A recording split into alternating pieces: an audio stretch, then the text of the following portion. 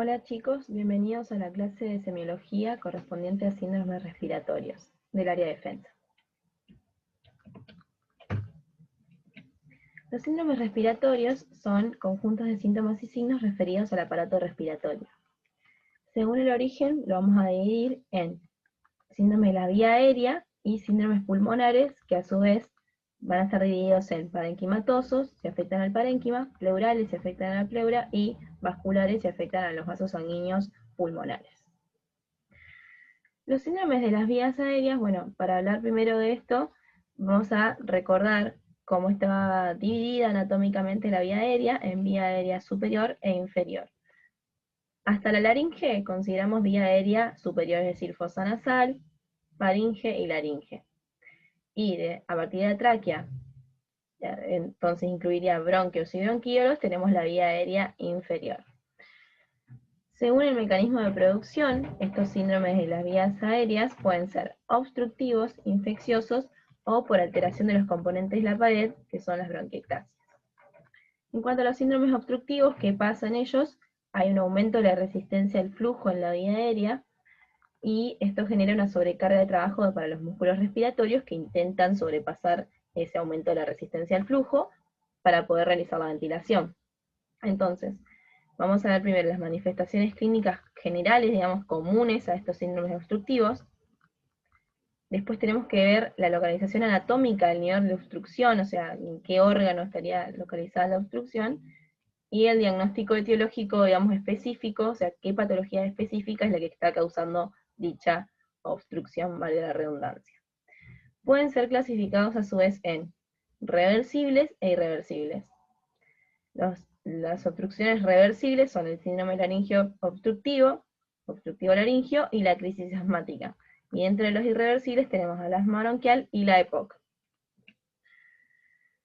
Bueno, las manifestaciones clínicas generales entonces los síndromes obstructivos son disnea, que puede ser en cuanto a la fase del ciclo respiratorio en la cual se encuentre, inspiratoria o expiratoria, tos, por lo general seca o levemente productiva, los signos de dificultad respiratoria, que es la manera la que yo tengo de objetivar esta disnea, que es es un síntoma, es subjetivo, entonces con los signos de dificultad respiratoria yo voy a poder objetivar la disnea, que realmente el paciente tiene esa dificultad para respirar, que son tiraje, cornaje, estridor, aleteo nasal, y más tardío, la cianosis.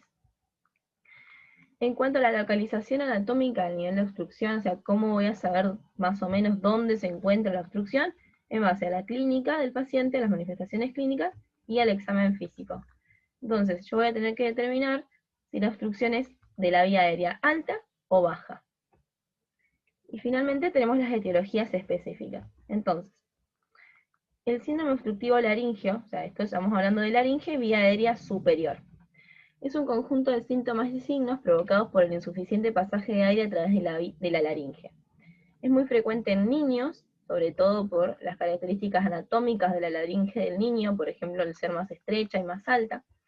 Puede ser agudo crónico y tenemos distintas causas de esta obstrucción laringea, que son malformaciones congénitas, como laringomalacia, estenosis, etc., alteraciones funcionales, como parálisis del nervio recurrente laringio, que se acuerdan que inervaba todos los músculos laringios excepto al tricotiroideo, infecciones, como una laringitis, que ya la vamos a ver con los síndromes infecciosos, cuerpos extraños, tumores benignos y malignos, y traumatismos externos e internos, por ejemplo interno, una ingestión de un cáustico, etc. Dentro de las manifestaciones clínicas de este síndrome obstructivo laringio, el paciente va a venir con un cuadro asfíctico, ¿sí? Es como si se estuviese realmente asfixiando. Va a tener disnea, que va a ser inspiratoria, acuérdense de esto, siempre hablamos de laringe, más que nada, hablamos de disnea inspiratoria, siempre la inspiración va a ser la dificultad. Cornaje, que es un sonido ronco también, que lo vamos a poder escuchar en la inspiración. Tiraje, que era esa retracción por utilización de los músculos accesorios, por ejemplo, intercostales, también vamos a tener que ver el hueco supraesternal y supraclavicular. Dificultad para hablar, estamos hablando de laringe, que es el órgano fundamental de la fonación, entonces el paciente va a tener dificultades para hablar. tos como mecanismo de defensa, ¿sí? Y estridor, que esto se ve más que nada en los niños, que, bueno, en este caso va a ser inspiratorio, o puede también ser inspiratorio y expiratorio, dependiendo de la etiología, ¿sí? Que es un sonido también muy característico que se va a generar por esta obstrucción laringea. Seguimos. El asma bronquial es una enfermedad crónica de la vía aérea con base genética caracterizada por infiltrado de eosinófilos, linfocitos T y mastocitos a nivel bronquial y una normalidad funcional denominada hiperreactividad bronquial, ¿sí? La hiperreactividad bronquial tiene que ver con la capacidad de contraerse del músculo liso bronquial. Las manifestaciones clínicas del asma, ¿cuáles son? Disnea, volvemos a la disnea, tos productiva, o sea, que va a tener una expectoración con esputo, en este caso va a ser mucoso, y al examen físico, esto es muy importante, grábenselo, sibilancias, ¿sí? Las sibilancias son características del asma bronquial, que es ese sonido que se producía sobre todo al inicio de la expiración, ¿sí? Es que básicamente suena como un silbido, por eso se llama sibilancia, y no modificada con la tos. Acuérdense de esas características de la sibilancia. Y también puede haber roncus, que es un sonido más grave que la sibilancia, que está en inspiración y expiración y que sí modificada con la tos. El diagnóstico del asma se basa en antecedentes familiares de asma o enfermedades alérgicas, las manifestaciones clínicas que son las que ya nombramos, la corroboración de que haya una obstrucción al flujo aéreo con la espirometría, y la respuesta que tenga a los broncodilatadores, que es el que se usa, es salbutamol. Según la gravedad del asma, se la va a clasificar en intermitente o persistente, que a su vez puede ser leve, moderado o grave.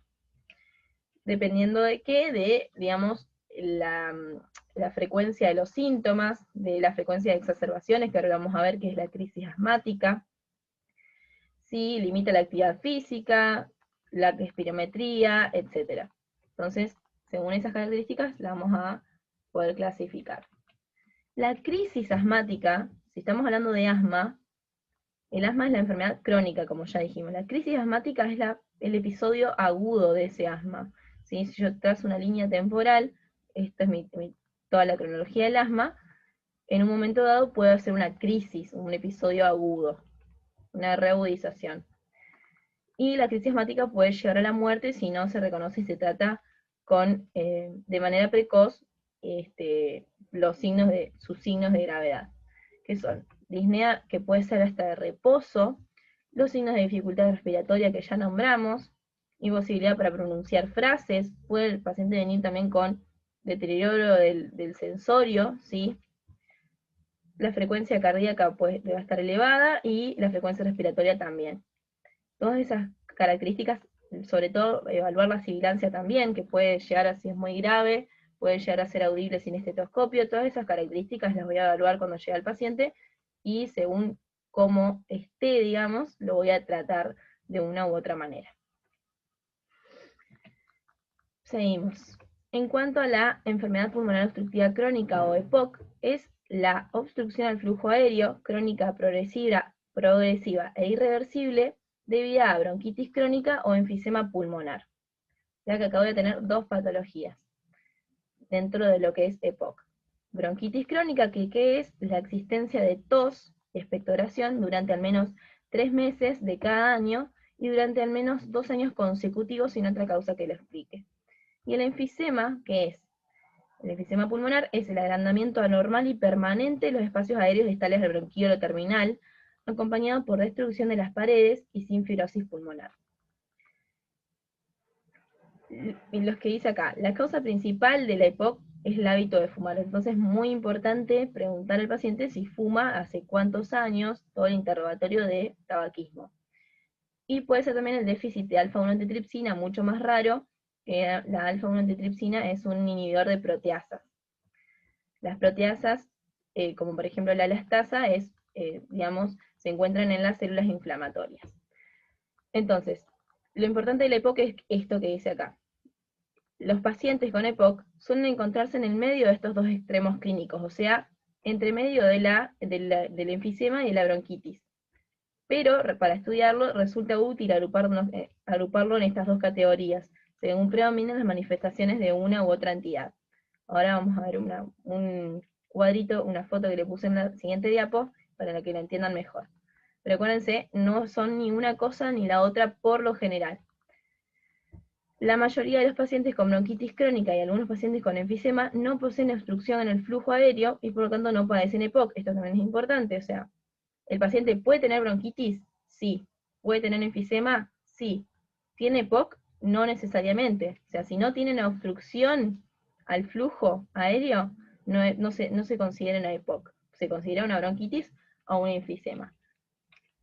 Lo que les decía está acá. Las características de cada una de los extremos clínicos. Tanto el enfisema como la bronquitis crónica. El enfisema es el llamado soplador rosado, la bronquitis crónica es el paciente abotagado azul.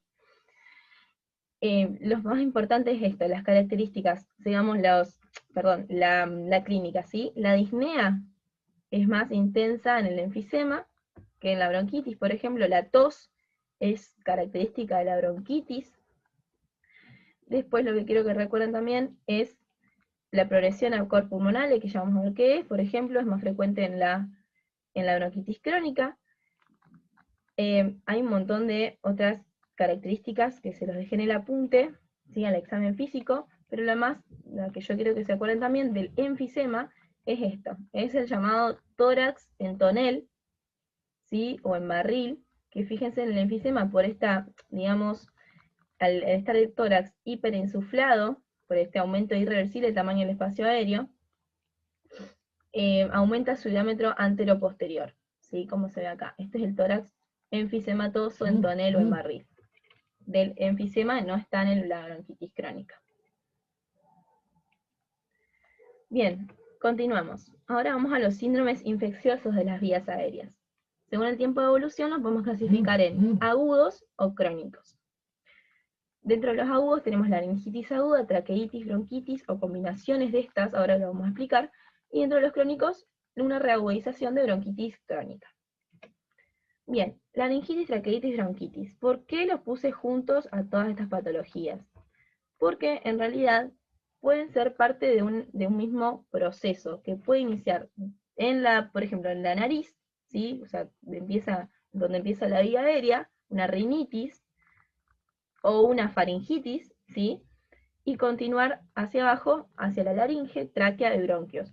Entonces, puedo tener una laringitis, una laringotraqueitis, una laringotraqueobronquitis o separadas, ¿sí? Pero acuérdense eso, que siempre puede ser parte de un mismo proceso que se va continuando a través de lo que es la vía aérea. ¿Qué causa, digamos, qué agente infeccioso es el que va a causar estas patologías? Sobre todo virus, como el virus esencial respiratorio para influenza, coronavirus, rinovirus. Pueden ser también bacterias como micoplasma y clamidia.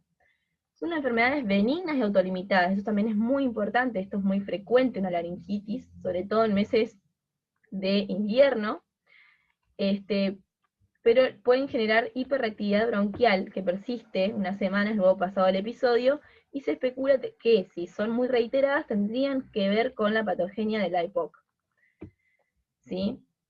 Entonces, acuérdense eso del continuo de las patologías, y bueno, ¿cómo va a venir el paciente con estas patologías? ¿Qué clínica va a tener? Tos productiva, el esputo puede ser transparente, blanco, purulento o espeso, la tos es más que nada característica de lo que es la bronquitis, rinorrea o oinofagia, porque acuérdense que yo les dije, si podía comenzar en nariz, una rinitis, va a tener rinorrea, faringitis va a tener oinofagia, puede tener febrícula, puede tener dolores musculares, puede tener astenia, y dolor torácico retroesternal, o retroesternal secundaria a la tos, sobre todo en una traqueitis se da eso. Bueno, y la laringitis ya también, acuérdense, lo que vimos en la laringitis, dijimos que la infección era una causa de obstrucción laringea, entonces si tiene una laringitis va a tener esa clínica de obstrucción laringea probablemente, con los signos de dificultad respiratoria, cornaje, estridor, tiraje, etcétera, dependiendo del grado. Lo de la laringitis que me parece importante recalcarles acá es que la que es, sí, una urgencia es la epiglotitis, ¿sí? Pero que bueno, no se ve tanto ya por la vacunación y demás. Recuérdense eso, la laringitis más grave sería una epiglotitis. Seguimos. La bronquitis crónica reagudizada, que es una exacerbación de la EPOC. ¿Se acuerdan que la EPOC era bronquitis crónica o enfisema? O, bueno, entre medio de los dos, esos dos extremos clínicos. Entonces, si tengo una reagudización de la bronquitis crónica, es una exacerbación de la EPOC. La causa más frecuente es una infección canalicular con más frecuencia viral que bacteriana. Entonces, un paciente con EPOC que tenga una infección bacteriana, viral, perdón, va a poder tener esta exacerbación.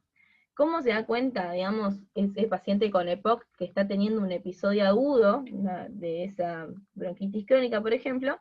Porque la disnea que ya tiene de base va a aumentar y esa tos que ya tenía va a cambiar sus características, ¿sí?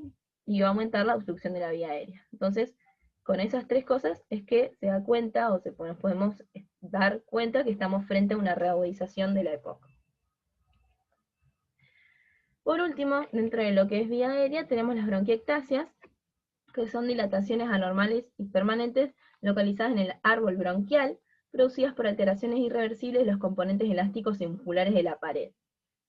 Dentro de la patogenia hay distintos factores relacionados con el huésped y lesiones bronquiales por distintos factores, como por ejemplo inhalación de gases tóxicos, aspiración de contenido gástrico y infecciones en la infancia. La clínica de la bronquiectasia es tos productiva, con esputo purulento montoico por lo general a diario, esto es muy importante, o sea, va a estar tosiendo todo el tiempo, y el examen físico del resto va a ser normal. Y esto también es importante, que son frecuentes los episodios de bronconeumonía en estos pacientes, o sea, tienen predisposición a la bronconeumonía. ¿Se la puede confundir con otras patologías? Sí, como tuberculosis y bronquitis crónica. Acuérdense de lo que era la bronquitis crónica, cómo era la tos y la tuberculosis también. Y cómo es la sospecha entonces de un paciente que tenga bronquiectasia por antecedentes clínicos. Por ejemplo, una persona que me dice que tuvo reiteradas infecciones en la infancia, yo voy a poder sospechar que tiene la bronquiectasia. ¿Y cómo lo voy a confirmar? Con una tomografía computarizada, como se ve acá en la imagen.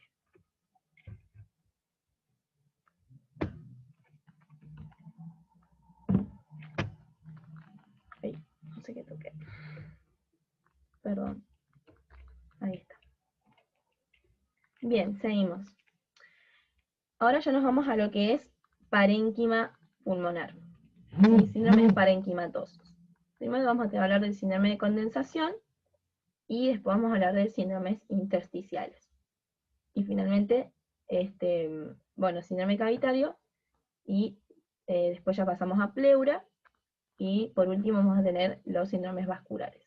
Entonces, síndrome de condensación o consolidación. ¿Qué es una condensación o una consolidación? Es todo proceso patológico que aumenta la densidad del parénquima pulmonar. Sabemos que el parénquima pulmonar posee una estructura heterogénea constituida por espacios aéreos separados entre sí por los tabiques interalveolares. En condiciones patológicas puede hacerse homogéneo. Quiero que se acuerden estas palabras. Aumento de la densidad, entonces, y homogéneo. O sea, homogeneización del parénquima. Eso sería la consolidación. ¿Por qué puede hacerse homogéneo? Porque el espacio aéreo se llena de líquido o exudado, que es lo que es este síndrome de condensación o consolidación, cuya etiología más frecuente es la neumonía típica, como vamos a ver, o cuando el pulmón pierde volumen a expensas de reducción de los espacios aéreos y queda colapsado, es lo que se llama atelectasia. También lo vamos a ver. Otros procesos que densifican el parénquima son la fibrosis, el edema y los tumores. La fisiopatología, entonces, de este síndrome de condensación, entonces la inflamación del pulmón que compromete al alvéolo, acuérdense al alvéolo, con migración de leucocitos polimorfonucleares u otros elementos figurados de la sangre del espacio anular, junto con líquido exudado del tejido enfermo y microorganismos, debido a su aumento de la permeabilidad. Importante que la vía aérea permanece permeable, ¿sí? Entonces, tenemos justamente una inflamación que compromete el alvéolo, ¿sí? Todo lo que es inflamación, acuérdense de repasarlo de pato. ¿Cuál es la etiología entonces más frecuente del síndrome de condensación? La neumonía típica fundamentalmente la neumonía neumocóxica por neumococo, por Streptococcus pneumoniae.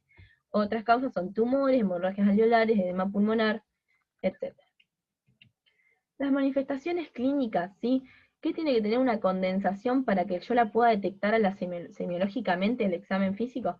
Tener una superficie mayor a 4 centímetros, estar en contacto con la pared torácica, digamos, y tener un bronquio permeable. Esto es muy importante, ya que la mayoría de los hallazgos son consecuencia de la combinación de la consolidación del parénquima, que se transforma en un medio adecuado para la transmisión de sonido y vibraciones, y la permeabilidad de la vía aérea, que transmite el sonido del pasaje de aire por la glotis y de la voz hasta la zona donde el parénquima está consolidado. O sea, es importante entonces tener el bronquio permeable, para que el sonido pueda transmitirse.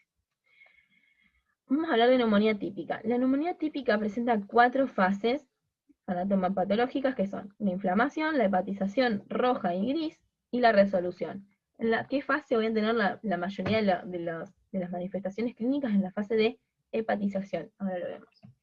Entonces, en la fase de... En la fase de inflamación, que es la primera parte, voy a tener manifestaciones generales como fiebre, escalofríos, malestar general, poder cefalea, disnea con signos de dificultad respiratoria, un dolor torácico en puntada de costado, y tos seca, que después se va a hacer productiva, ¿sí? El esputo, como puede ser, mucopurulento, hemoptoico o herrumbroso. La inspección, o sea, cuando yo mire el tórax del paciente, puede ser negativa, o sea, puede no tener nada, o puede tener taquipnea o hipopnea, o sea, el aumento de la frecuencia respiratoria, y pueden llegar a encontrar la facies neumónica, que es la presencia de eritema malar, o sea, un enrojecimiento de la zona malar de la cara, y un herpes labial, puede llegar a salir. En cuanto a la palpación del tórax, no voy a tener alteraciones, la percusión tampoco en esta fase de inflamación, y en la auscultación voy a tener rales, subcrepitantes y crepitantes. Entonces, ¿qué es lo primero que yo voy a ir a buscar al examen físico? Lo que seguramente voy a encontrar son los rales, ¿sí? Que eran estos sonidos, o sea, los rales subcrepitantes, acuérdense, en inspiración-expiración, los rales crepitantes sobre todo se dan al final de la inspiración. Los rales subcrepitantes modifican con la tos y los crepitantes no. En la fase de hepatización, ¿qué voy a tener? A la infección, lo mismo. Taquipnea, hipopnea y la fases neumónica. Acá ya empiezan a ver, o sea, voy a tener ya presente o factores positivos en la palpación y la percusión. La palpación, voy a tener asimetría en la expansión pulmonar, ¿sí? Cuando yo haga expansión, va a disminuir en el lado afectado, y esto es importantísimo, las vibraciones vocales van a estar aumentadas sobre la consolidación, ¿sí? Acuérdense lo que decía acá, que el parénquima sólido, o sea, con la consolidación, es un medio adecuado para la transmisión de sonido y vibraciones. Por eso es que van a aumentar sobre esa zona la vibración vocal.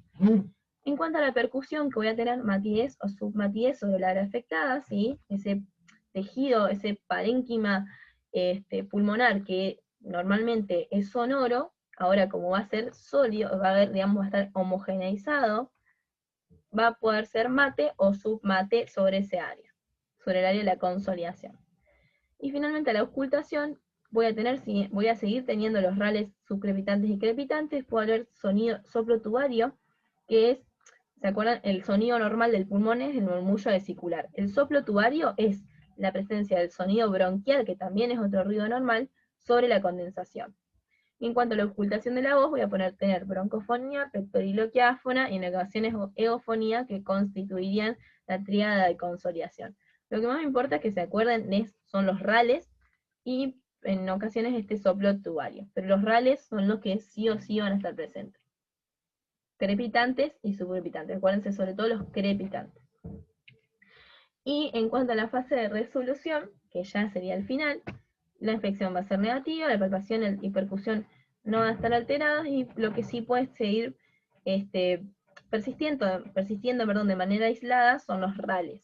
¿Sí? Es lo último en irse del examen físico. En cuanto a los estudios complementarios para la neumonía, ¿qué voy a hacer? es fundamental realizar la radiografía de tórax frente y perfil, ¿sí? El par radiológico de la radiografía de tórax. ¿Qué voy a encontrar? Una opacidad como un broncograma aéreo. Esto es muy importante. ¿Qué es la opacidad? Es la imagen gris-blanca, homogénea, con límites imprecisos o borrosos, a menos que esté en contacto con la pleura, y el broncograma aéreo es la imagen ramificada, que es negra, es radiolúcida de aire dentro de un bronquio permeable rodeado por la opacidad de condensación. Entonces, traduciendo, voy a tener esta imagen gris-blanca, que sería la opacidad, y voy a tener el broncograma aéreo, que sería esta imagen de la vía aérea, porque el bronquio está permeable, dentro de, rodeado de la consolidación. Entonces, acuérdense de esto. Bien, bueno, acá como se ven estas radiografías, se ven las áreas de consolidación acá, o sea, esto es real, que se puede ver así, dependiendo del grado, sí, que tenga, hasta puede verse todo blanco un hemitórax, ¿sí? Esto es importantísimo. Acuérdense que se ve así. Está así o se puede ver así también. ¿Y qué más el diagnóstico de neumonía sí o sí requiere una imagen como la radiografía de tórax. Y en cuanto al laboratorio, voy a poder pedir un hemograma y va a venir leucocitosis con neutrofilia, ¿sí? Aumento de los glóbulos blancos con sobre todo los neutrófilos, y velocidad de eritrosedimentación y PCR van a estar aumentadas como reactantes de fase aguda. Estoy teniendo una inflamación aguda, entonces estos reactantes van a estar aumentados. Todo esto es neumonía típica, hasta acá. En las neumonías atípicas, que son las bronconeumonía, es común, podemos tener la misma clínica que en una neumonía, disnea, tos seca más que nada, no va a ser productiva la tos, como la neumonía típica, fiebre escasa, cefalea, vómitos, diarrea, mialgias y deterioro del estado general. En la neumonía típica, esto grábenselo a fuego. No va a haber síndrome de condensación, y hay asociación entre las manifestaciones clínicas del paciente y los escasos hallazgos semiológicos. En la RX de tórax se van a observar infiltrados, como la vamos a ver, de peromido en base pulmonar. Entonces, resumiendo esto, en la neumonía atípica o bronconeumonía no va a haber condensación, y en la RX se va a ver otro patrón. O sea, no se va a ver la opacidad con broncograma aéreo como vimos recién, sino que se van a ver infiltrados, como vamos a ver en el síndrome intersticial, que ahora lo vamos a ver más adelante. Bien, volviendo a lo que es, digamos, alvéolos, tenemos la atelectasia o colapso, que si se acuerdan, dijimos que era esta pérdida de volumen del pulmón a expensas de una reducción del espacio aéreo y va a quedar colapsado. Entonces eso sería la atelectasia. Algunos lo llaman también colapso. Entonces, esa pérdida de volumen a expensas de la reducción del espacio aéreo es lo que me va a generar la atelectasia. ¿Por qué se puede generar esta atelectasia? Por una obstrucción, por colapso pulmonar, por derrame pleural, neumotórax, o toracoplastía, o por pérdida surfactante en el recién nacido. La obstrucción, ¿en dónde tiene que darse? En un bronquio mediano o grande, tanto puede ser por compromiso, digamos, de la luz del bronquio o extrínseca. Por ejemplo, en la luz del bronquio que pueda haber un coágulo, una compresión extrínseca, podría ser por un tumor. Entonces eso es lo que me va a generar la atelectasia. El colapso pulmonar por derrame pleural, neumotórax o toracoplastía, que va a producir una relajación del pulmón, acuérdense esas palabras también, y o por pérdida del surfactante en el recién nacido. Todas esas son las causas de la atelectasia. ¿Cómo va a ser la clínica? Esto es importantísimo también, acuérdense, si es muy pequeño, por lo general es asintomático, o sea, no va a tener clínica el paciente, y las de mayor tamaño pueden cursar con tos, por lo general seca, disnea, espontáneo de esfuerzo, dolor referido a la zona afectada, expectoración y fiebre, si está infectado, y también depende de la funcionalidad del parénquima pulmonar y la patología que le dé origen a esa atelectasia, ¿sí? En el examen físico lo mismo, si es muy pequeño no va a ser positivo, y debe tener cierto tamaño para que sí la pueda detectar el examen físico. ¿Qué voy a ver? en la inspección del tórax, asimetría, retracción de un hemitórax, tiraje, o sea, signos de dificultad respiratoria, taquipnea, hipopnea, inmovilidad torácica disminuida. En cuanto a la palpación, voy a tener también asimetría en la expansión de las bases, y si la causa de la atelectasia era la obstrucción, reducción o abolición de las vibraciones vocales. Percusión, matidez, acuérdense que como en el síndrome de condensación, el parénquima se vuelve homogéneo, y en la auscultación, si es obstructiva, que es la mayoría de las veces, acuérdense también eso, es por causa obstructiva la atelectasia, silencio auscultatorio con abolición del murmullo vesicular. Sin ruidos agregados, o sea, no voy a tener rales, ni crepitantes, ni subcrepitantes, y si no es obstructiva y hay permeabilidad del bronquio, se va a generar soplo tubario o anfónico. Acuérdense de esas cosas.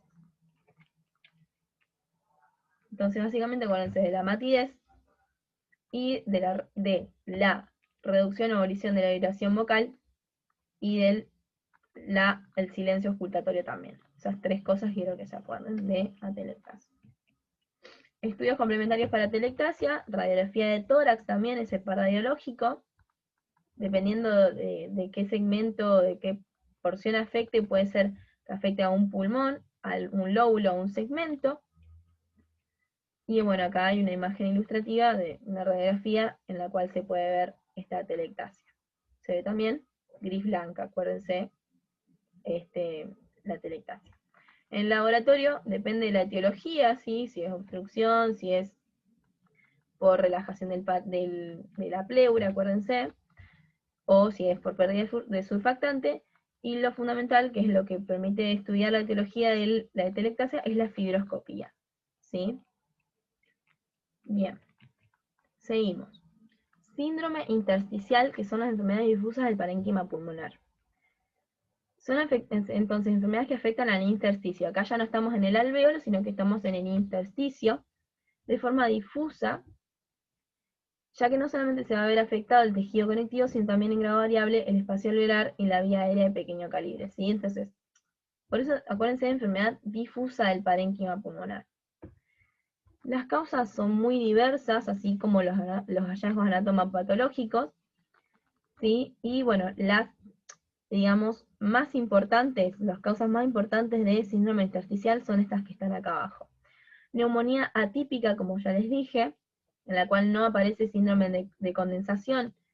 ¿Qué, digamos, agentes etiológicos tienen neumonía atípica? Por lo general, micoplasma y clamidia, acuérdense, puede ser viral también, por ejemplo el coronavirus sería una neumonía atípica, ¿sí?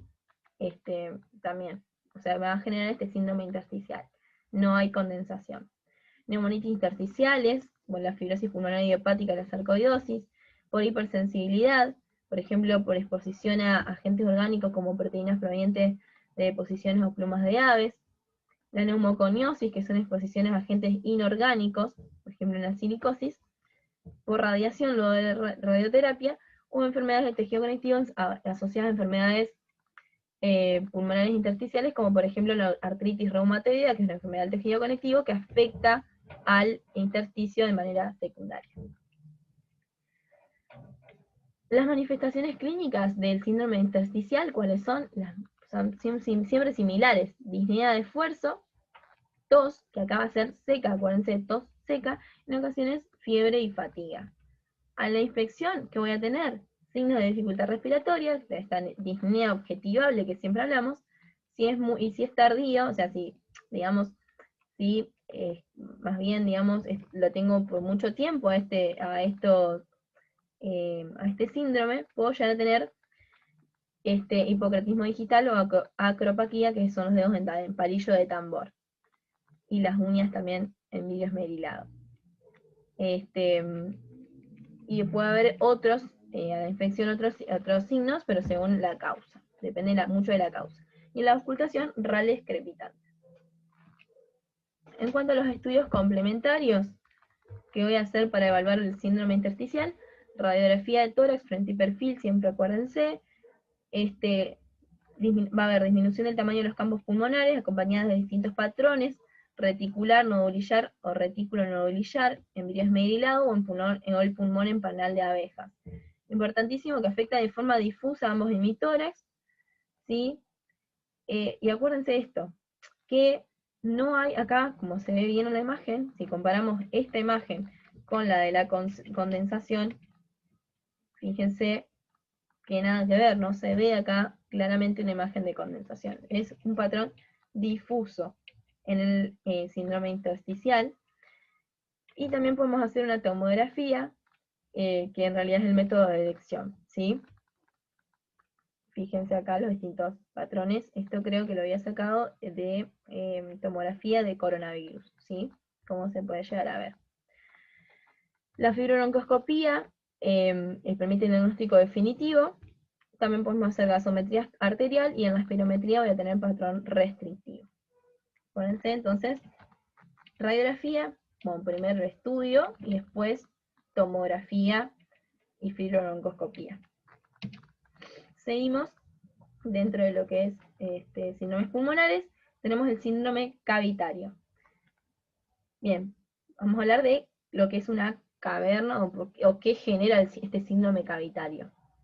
Es una pérdida de sustancia secundaria a la eliminación de pus, tejido necrosado o evacuación de quistes. Para que sea detectable a la semiología, al igual que se acuerdan la condensación, debe tener distintas características. ¿Cómo ser? Esta caverna debe ser mayor a 4 centímetros, superficial, la vía aérea debe estar permeable y tiene que haber una condensación pericavitaria. ¿Qué causa tiene el síndrome cavitario?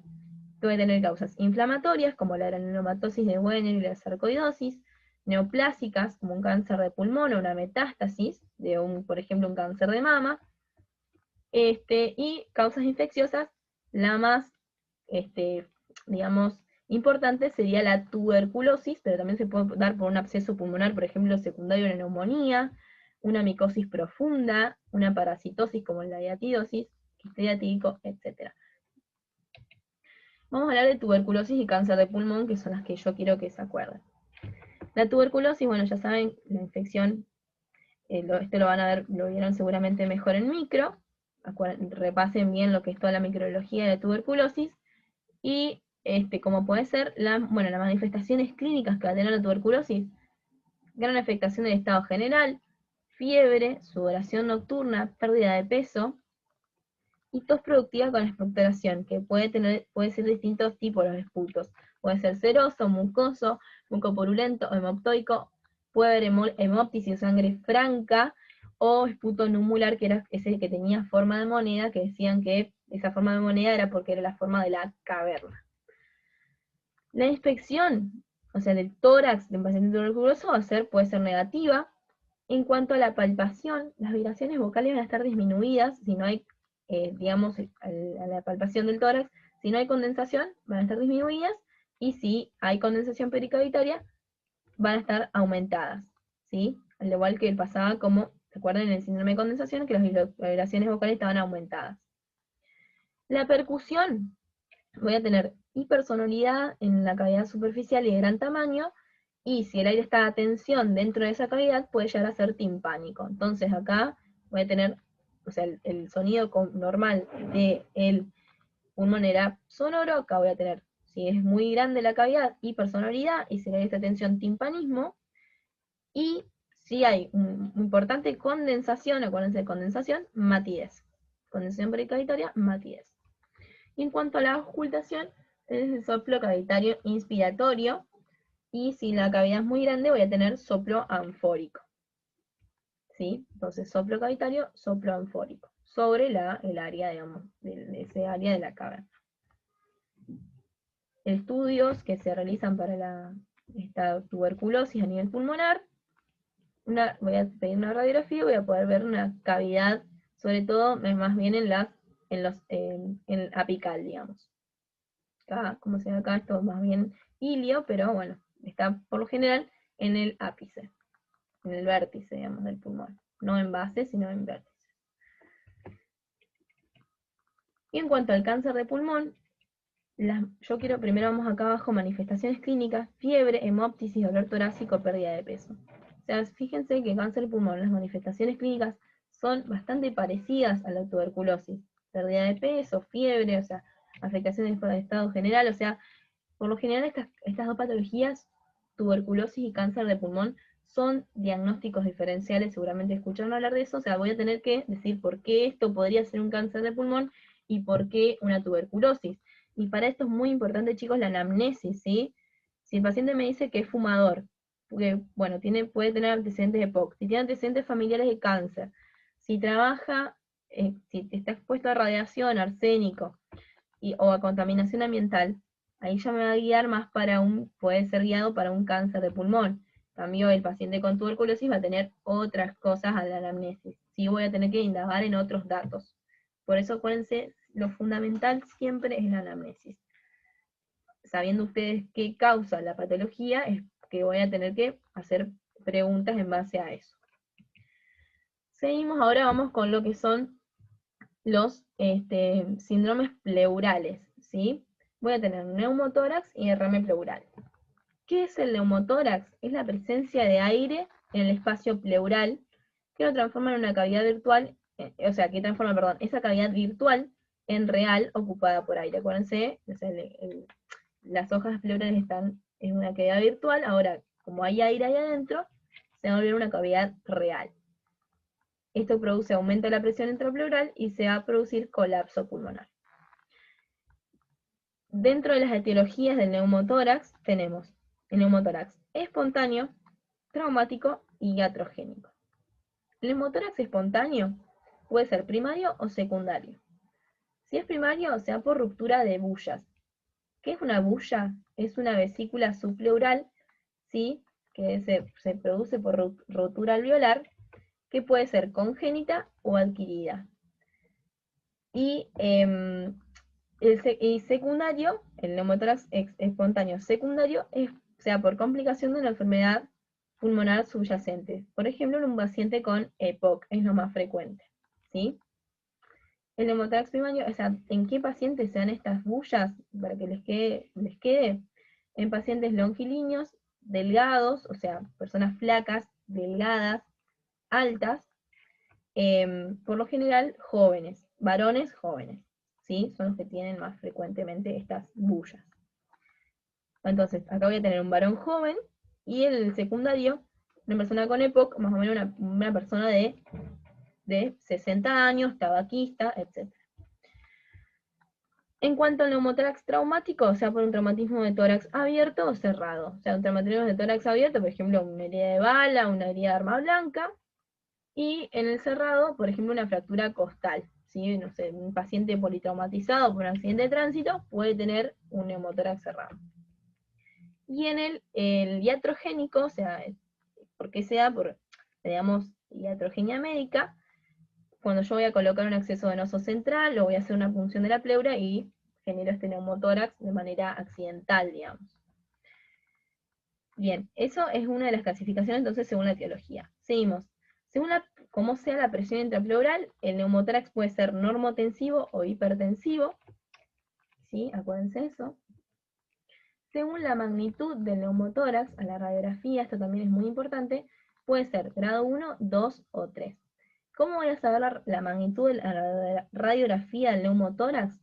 Porque voy a evaluar acá, como se ve acá en la imagen, voy a tener en cuenta lo que es la clavícula, si esto es la clavícula, y voy a tener en cuenta lo que es la línea hemiclavicular. Entonces, cuando es grado 1, o sea, cuando el neumotórax es más bien pequeño, solamente un 10%, cuando se encuentra, digamos, el borde pulmonar por afuera de la línea hemiclavicular, ¿sí? Entonces, borde pulmonar por afuera de la línea hemiclavicular, grado 1.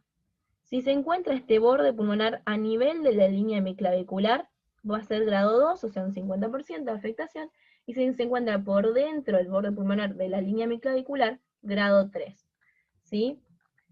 Entonces, voy a tener que ver en este neumotórax, voy a tener que ver el borde, la trama vascular, y bueno, eso es lo que voy a tener que evaluar en la radiografía en neumotórax, más que nada. Acá les dejo en la imagen también cómo se vería, ¿sí? Acá no se aprecia bien el borde pulmonar, pero acá si ven acá, esto es el borde pulmonar que se ve bien al nivel de la línea hemiclavicular en un grado 2, y acá se encuentra ya por dentro, grado 3. ¿Cómo es esa radiografía de tórax? Frente y perfil, siempre acuérdense, y en expiración forzada para, digamos, aumentar el colapso pulmonar, sería. Así se pide. Radiografía de frente, de tórax, que es esta que está acá, en expiración forzada. Además de esto, los neumotórax pueden ser simples o complicados. Los neumotórax complicados, ¿con qué se puede complicar un neumotórax? Puede ser un hidroneumotórax, pioneumotórax en la presencia de pus, hemoneumotórax, que sería la presencia de sangre. Un neumotórax puede ser neumotórax complicado o neumotórax abierto, y el neumotórax hipertensivo también, que yo les dije que se acuerden según la presión intrapleural está aumentada o no. ¿Cómo son las manifestaciones clínicas? O sea, ¿cómo va a venir un paciente con neumotórax? Va a tener dolor torácico de inicio brusco en la región... Uy, perdón, otra vez se me salió. Dolor torácico brusco en la región anterior lateral del tórax, ¿sí? Que es el llamado el dolor pleural, que aumenta con los movimientos y la tos. Va a tener disnea de intensidad variable, tos seca. Entonces, acuérdense de la triada de esta: dolor torácico en región anterolateral, dolor pleural, disnea y tos, ¿sí? Eso va a ser en el neumotórax simple. Y en o sea, no complicado. Y en el neumotórax complicado, además de tener estas tres manifestaciones, dolor, disnea y tos, va a tener signos de inestabilidad hemodinámica. ¿Sí? Esto, por ejemplo, en neumotórax a tensión, va a tener signos de inestabilidad hemodinámica, que, digamos, sería un shock. ¿Qué signos de inestabilidad hemodinámica, por ejemplo, pueden ser? Hipotensión, etc. Bueno, a la inspección, o sea, el examen físico, ¿cómo va a venir este paciente? Con disminución de la expansión pulmonar, ¿sí? Y retracción de los espacios intercostales. La palpación, las vibraciones vocales van a estar disminuidas o abolidas. ¿Por qué? Porque voy a tener entre mi mano, que va a estar apoyada sobre la pared torácica, y el pulmón, voy a tener mucho aire, entonces esa transmisión del sonido, de la vibración en realidad en este caso, va a estar disminuida, o sea, voy a tener algo que está interponiendo entre mi mano y el pulmón, que sería el aire. En la percusión, que voy a tener hipersonoridad, o sea, voy a tener mucho aire, entonces voy a tener hipersonoridad o timpanismo en algunos casos. Y en la auscultación, el murmullo vesicular va a estar disminuido o ausente por el mismo motivo, esa presencia de aire se está interponiendo, ¿sí? Por eso va a estar disminuido o ausente. En el derrame pleural, que sería el otro síndrome pleural, que es la acumulación anormal de líquido en el espacio pleural, que en condiciones normales es hasta 25 mililitros. ¿Sí? ¿Cómo podemos clasificar a este derrame pleural? Según las características del líquido, que puede ser un exudado o un trasudado. El exudado se da por aumento de la permeabilidad capilar o bloqueo linfático, y es en una enfermedad que afecta a la pleura. Y por ejemplo, una infección como neumonía, tuberculosis, en neoplasia, por ejemplo un cáncer de pulmón que invada la pleura, la metástasis, en un tromboembolismo pulmonar, lupus, artritis reumatoidea, una patología abdominal, por ejemplo una pancreatitis, o en un trauma torácico. Y el trasudado, o sea, es fisiopatologías distintas, ¿sí? Acá en el trasudado se puede dar por aumento de la presión hidrostática en el capilar de la pleura visceral o disminución de la presión oncótica plasmática. Y es por lo general por una enfermedad sistémica, ¿sí? Es la que genera estos cambios de presiones, ¿sí? Por ejemplo, el aumento de la presión hidrostática en los capilares de la pleura visceral se da en el contexto de una insuficiencia cardíaca, como ya lo van a ver, cuando estudiamos pato de cardio, o cuando estudiamos cardio en semio, por una pericarditis constrictiva pasaría lo mismo, y en las enfermedades en las cuales hay disminución de la presión oncótica del plasma porque se pierden proteínas, por ejemplo, serían el síndrome nefrótico o en la cirrosis hepática, ¿sí? Acuérdense, entonces, son enfermedades sistémicas, o sea, que van a tener repercusión en lo que es van a generar un derrame pleural. En cuanto a las manifestaciones clínicas, ¿qué va a tener el paciente? Dolor pleural, dolor en puntada de costado, como se llama. inicia con la pleuritis y disminuye cuando se instala el derrame. Esto también es importante. O sea, primero va a tener el dolor, cuando se derrama, ya cuando se instala el derrame, va a dejar de doler o va a disminuir. Empeora con los movimientos y la tos, al igual que al del neumotórax, y se afecta la pleura diafragmática. ¿Se acuerdan que tenemos una pleura diafragmática? Puede dar dolor, o puede irradiarse al hombro, por lo general derecho, ¿sí? Disnea, taquipnea, hipopnea, tos seca, como siempre habíamos dicho, y si es muy pequeño puede ser asintomático, o sea que lo voy a ver solamente en la radiografía de tórax, ¿sí? Entonces acuérdense de esto, que también el derrame tiene que tener su, digamos, magnitud para que yo lo pueda ver clínica, o que el paciente pueda tener manifestaciones clínicas. A la infección, bastante similar a lo que dijimos con neumotórax, asimetría en tórax, el paciente se va a poner en decúbito sobre el derrame y va a tener disminución de la movilidad respiratoria. En cuanto a la palpación, voy a tener las vibraciones vocales disminuidas o ausentes, en este caso por la presencia de la interposición de este líquido que está en el espacio pleural. En cuanto a la percusión, voy a tener líquido, voy a tener matidez, ¿sí? El signo de los niveles, la matidez desplazable, si ese líquido está libre, y la columna lateral mate. Y en cuanto a la auscultación, silencio auscultatorio por esta interposición del líquido, o sea, sobre el derrame va a haber silencio auscultatorio. Y a veces puede haber frote pleural. Entonces, fíjense cómo es el examen físico en el derrame pleural. En cuanto a los estudios complementarios, ya dijimos la radiografía de tórax, ¿sí? Que dijimos si era muy pequeño el derrame podemos verlo solamente en la radiografía, y si no, bueno, ¿cómo se iría a ver? Como una opacidad, ¿sí? Es homogéneo que borra el contorno diafragmático y tiene concavidad superior, o sea, por gravedad, donde se va, digamos, a empezar, donde se va a localizar el derrame en las bases, o sea, en la zona más inferior del pulmón. Miren acá, este sería el seno costofrénico, como acá está vacío, y acá no tenemos nada, ¿sí? Borra el contorno diafragmático y tiene una concavidad superior. Esto se llama signo de, signo de Mozo-Ellis, ¿sí? No importa lo que se acuerden el nombre, pero acuérdense de esto, una opacidad homogénea que borra el contorno del diafragma y tiene una concavidad superior. Y obviamente que va a ir creciendo, o sea, cuanto más líquido tenga, va a estar más cubierto todo lo que es el hemitórax. Si es muy grave el derrame, puede llegar hasta la zona del vértice. En la ecografía, podemos también hacer una ecografía, el paciente con paciente en decúbito lateral se puede observar desplazamiento del líquido hacia la zona de clive y aclaramiento de la base. Ecopleural permite detectar derrames pequeños, así como localizar el lugar más adecuado para una toracocentesis. Y, bueno, también puedo hacer una tomografía. Entonces, lo más importante acá, acuérdense, radiografía por lo general, y esto, la punción pleural. Es un método simple y es fácil de realizar que permite certificar la presencia de líquido y estudiar sus características.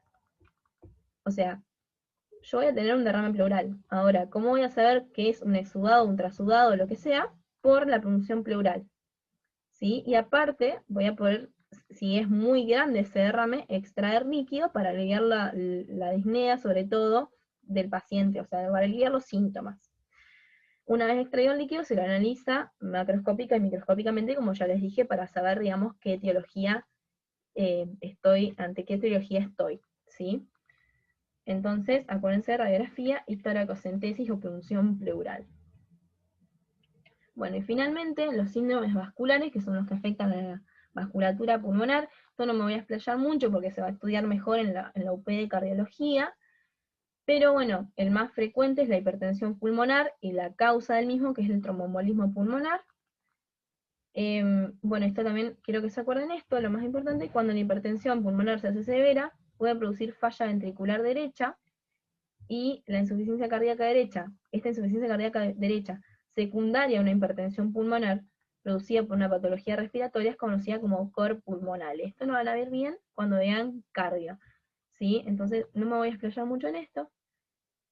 Bueno, si tienen alguna duda, chicos, les mandé el apunte también, o me pueden escribir por WhatsApp. Bueno, y hasta acá sería entonces lo que son los síndromes respiratorios. Nos vemos en la próxima.